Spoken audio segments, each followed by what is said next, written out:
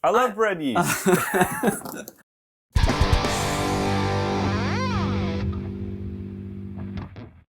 I'm here with my friend Garrett from Man-Made Mead, and it was about 18 months ago that I bottled 5 different batches of bread yeast traditional meads.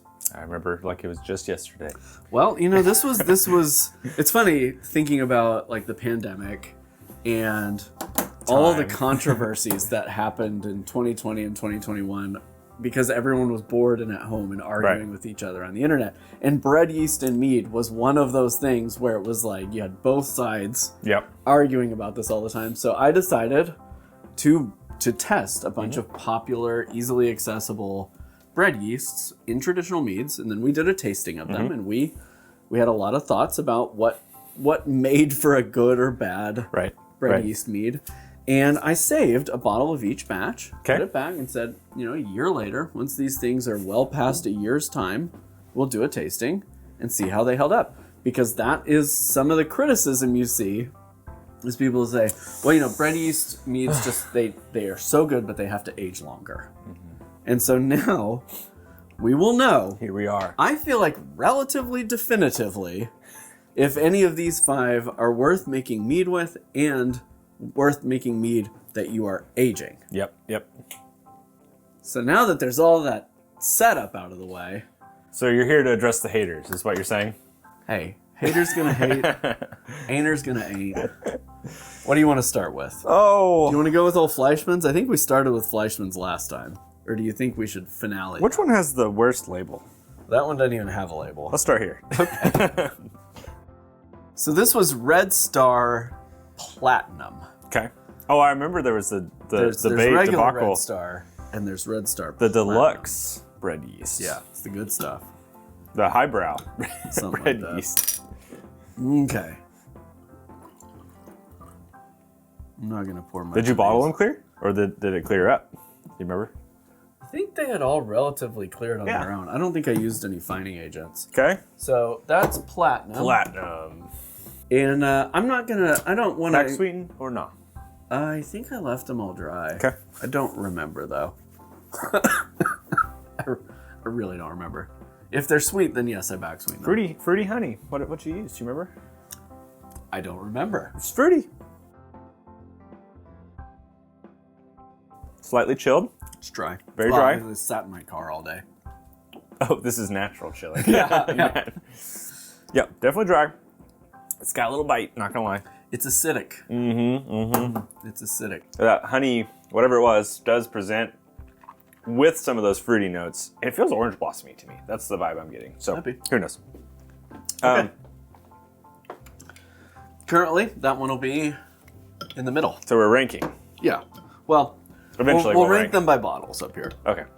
This one is from Baker's Corner. So this was our first taste. Okay, so I'm just gonna move this here, and that's what we started with. Baker's Corner. I love how you just Those are literally the yeast packets taped on here. It's like a coffin. This smells different. Woo! There's a funk. Oh, it's much smoother. Way smoother. I don't like the nose on it though. It does the alcohol burn is not nearly as prominent. There's a little nuttiness on the nose. Yeah, it's very you know that like Joe's Ancient Orange, you get that kind of like orangey, kind of clovey, nutmegs, like all that little vibe. That's kind of what I get. It's like a dry version of that. It's a lot smoother. I think this one is better than Platinum. Yep, I would agree. I would 100%. Okay. So we'll stick Baker's Corner up here. Okay. Not a great mead. Neither of these great meads. No. So far. No, I mean, I'm talking, we went from like a 2 to like a 5, maybe, or 4, in my opinion. Making a huge mess up here. All right, Fleischmann's. Wait, which? Oh, regular. Rapid rise. It's their rapid rise. I think I couldn't get their regular at that time. And believe me, I got comments about, well, you used the wrong Flashman. I bought it in the can. Okay, different nose again. Kind of caramely. Yeah, yeah. There's A little like a butterscotchy caramel vibe. Cooked sugar. Interesting. Okay. Ooh, it's watery. It is. That body is weak. That is real watery. The honey's definitely more apparent there. It doesn't have the same, like all that caramely stuff is gone. Oh, it's weird. Why is it so watery? It's weirdly, it's watery, but it's also kind of boozy. Mm-hmm. You know, like it tastes like water going down, and when you exhale, there's a little bit of alcohol burn. Yep. Which is weird. You don't normally experience that with like a wine-like product. Yeah, I don't. There's like a. Yeah, that's weird. I think it's still better than Platinum. I agree. Yes. Okay. Oh, this is your best right now. Yeah. Okay, so one will be there eventually. 2, 3, 4, 5. Yeah. I have a plan in my brain. Love it. You can't read my mind. I'm trying, man. I'm trying my best. This is one in the middle, and I don't want to spoil the pot, but this was our favorite. I remember time. this. This was our favorite. Back to weird nose. It smells better than the other three, though. I like the nose. Really? Oh, nope. Okay. Was that 2? Yeah, I don't like the nose on that one. Whatever that was.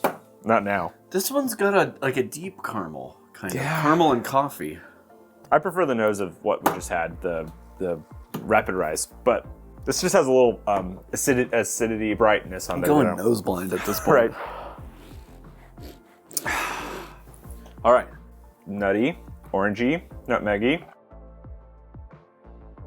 A little bit of acid bite on the end. It's almost as acidic as this one. Mm-hmm. Not quite as acidic as that one. And nothing was done for adjustment on any of these. No tannin, no acid, Flat. none of that. Any of that character comes from honey, water, or yeast. That's it. And so I think it's interesting that you have such a vast difference in acidity from these two versus those two.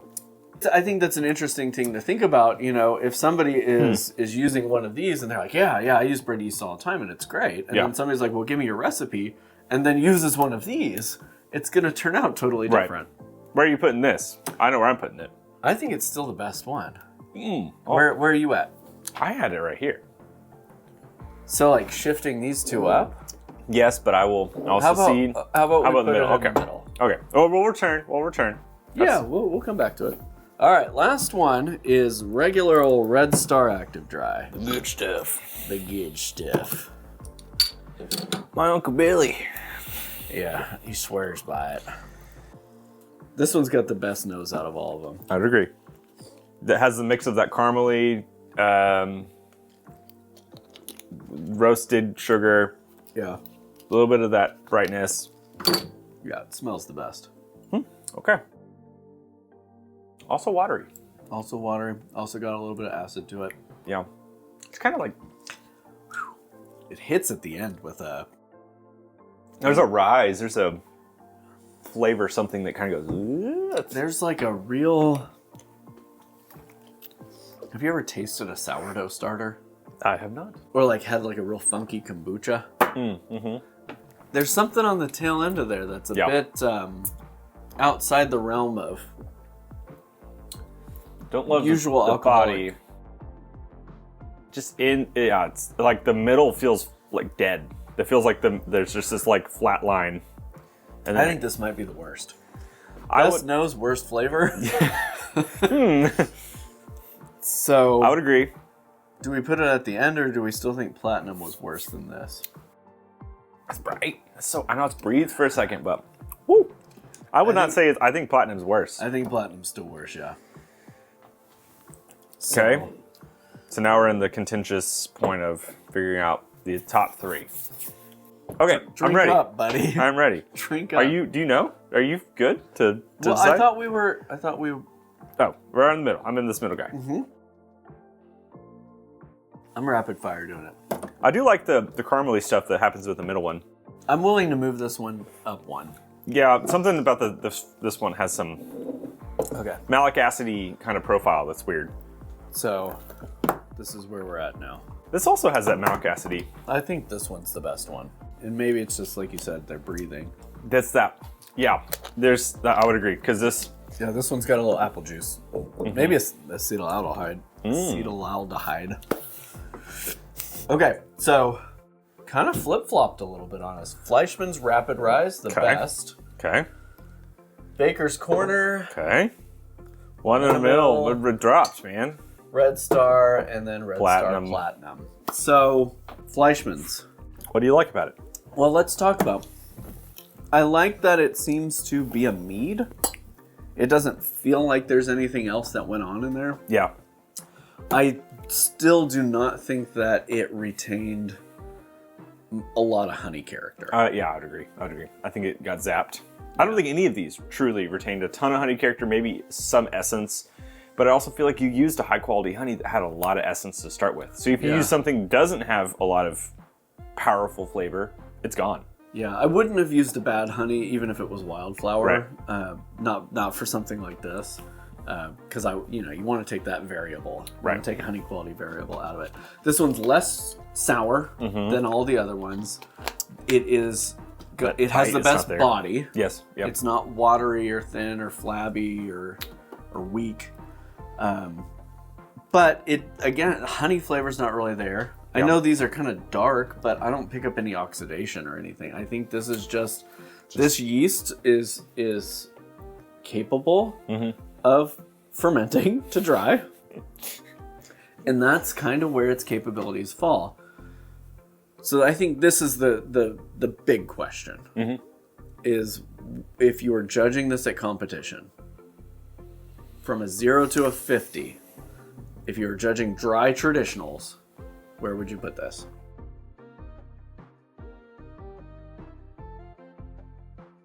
$30.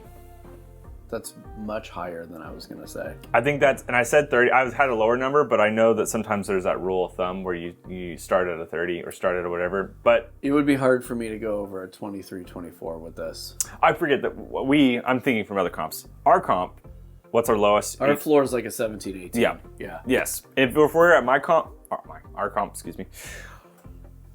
It's going to be in the 20s. You hear this guy? Gets a neon sign and thinks he knows it all. Mr. Big Time. No, I would agree. That 30 floor was It doesn't taste like honey. And when we're judging traditionals, that's the thing. We look for honey in everything.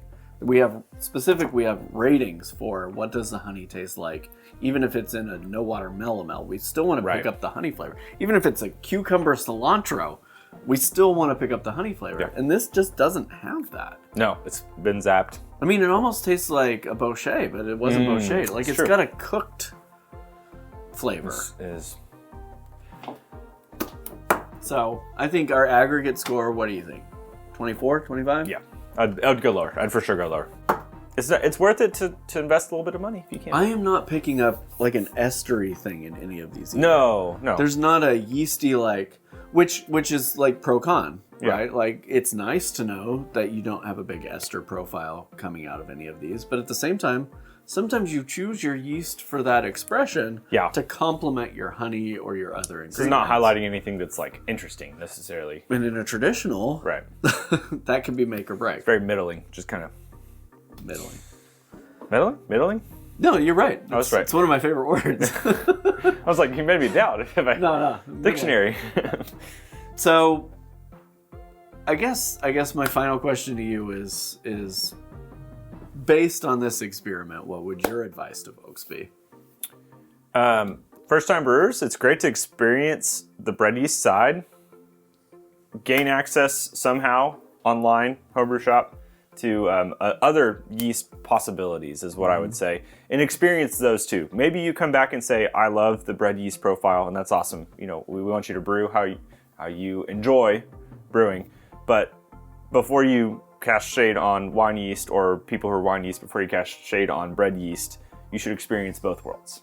And then you'll truly know which world you want to live in more so than the other. But don't just assume one or the other before you try them. That's my opinion. I basically completely agree with you. I